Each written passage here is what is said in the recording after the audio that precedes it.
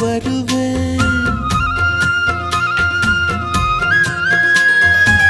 சாமியை சந்திச்சா என் ஆயுள் காலத்து உன்னோடு சேர்க்கும் வரம் வாங்கி வருவேன்.